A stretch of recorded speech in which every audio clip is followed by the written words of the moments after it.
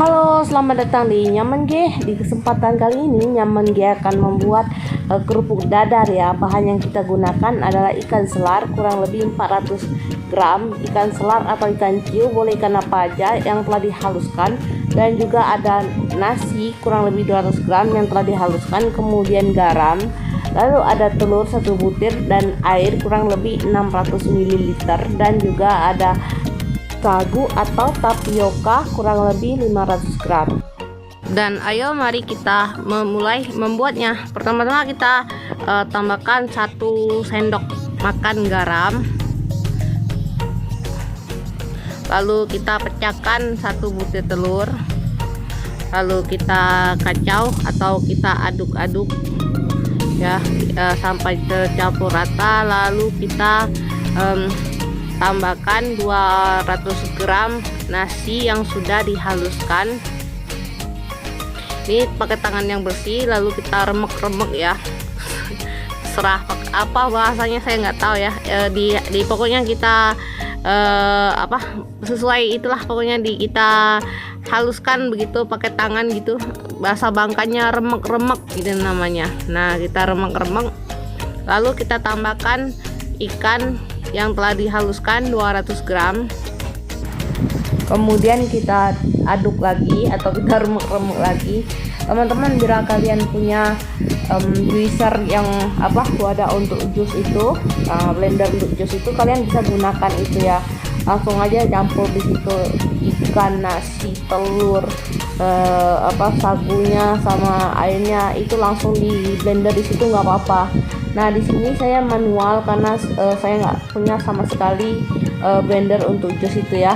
Nah, kita tambahkan air, tadi baru sudah ditambahkan air, dan kita akan tambahkan sagu silih berganti ya, sampai dia tercampur rata dan teksturnya bagus seperti itu.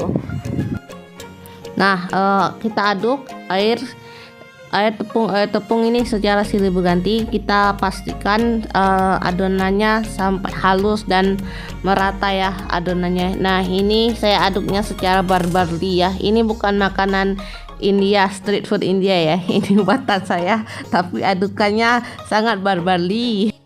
Nah, dan kita aduk-aduk sampai adonan konsistensi adonannya seperti ini ya. Nah, seperti itu. Lalu kita siapkan wajan anti lengket alias teflon. Ini wajannya sudah dipanaskan dan kita tuang adonannya ya, menggunakan sendok sop ya. Nah, kita ratakan, boleh buat kecil-kecil kalau tidak mau terlalu gembang. Nah, ini saya kecil-kecil saya bikin dan saya ratakan agar dia merata ya, dan tipis dan juga cepat mengering. Nah, seperti ini.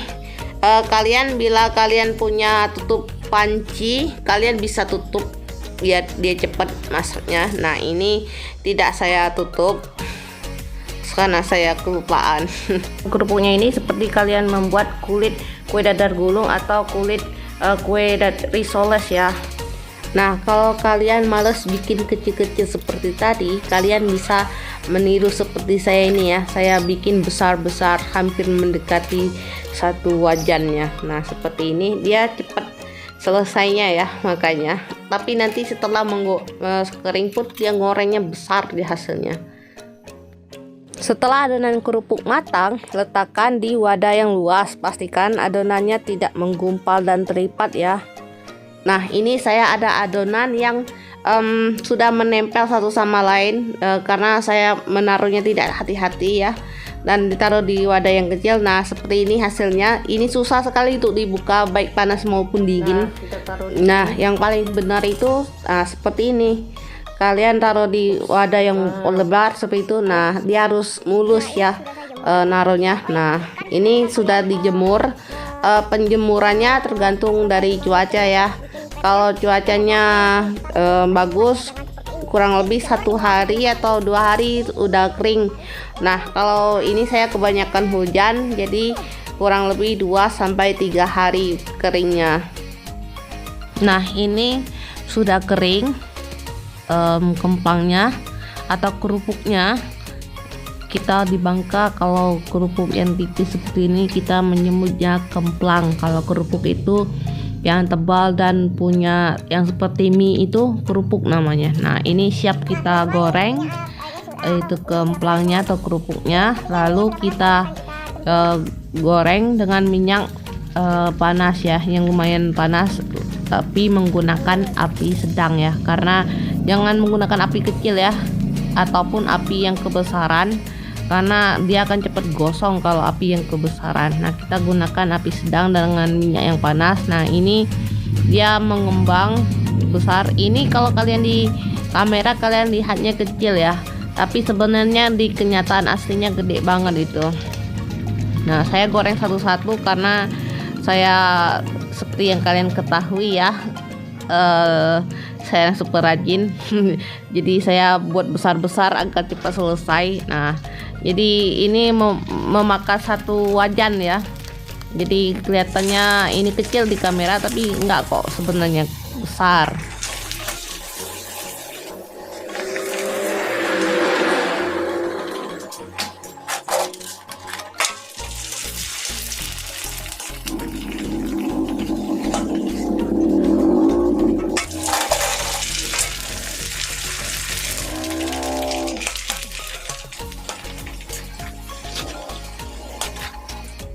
Ini kerupuk yang sudah saya goreng ya.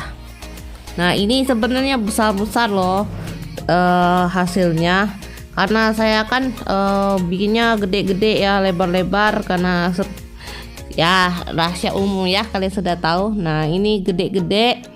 Nah, ada sih yang kecil. Yang kecil tuh juga mana saya nggak lihat ya. Nah, tapi yang pasti yang ini hasilnya mantap pokoknya.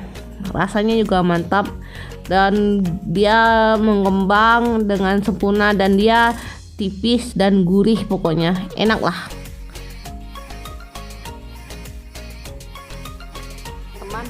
Nah, mari kita dengarkan review dari orang kikuk ini ya. Dia reviewnya itu nggak jelas banget deh, nggak penting banget. Ngeselin denger reviewnya itu. Hasilnya sih enak, jelas, karena dia jauh lebih gurih, dan tentu saja dia jauh lebih gurih karena lebih banyak perbandingan ikannya daripada sagunya. Mari kita dengarkan review nggak jelas dari orang kikuk ini ya teman-teman. Rasa dari kemplang ini dimulai dari teksturnya ya. Teksturnya jauh lebih tipis, lebih renyah. Untuk yang nggak punya gigi ini jauh lebih bisa dimakan. Karena kemplang Bangka biasanya kemplangnya lebih tebal ya. Nah, kalau ini benar-benar tipis karena ini di apa namanya, lupa, di apa, di dadar. Nah, ini di dadar, jadi rasanya jauh lebih tipis, dan menurut saya ini enak. Karena ini saya bikin sendiri dengan menggunakan ikan yang persentase ikannya jauh lebih banyak daripada tepungnya. Ini rasa ikannya lebih kuat. Ini enak, gurih, tipis. Pokoknya enak, layak dicoba.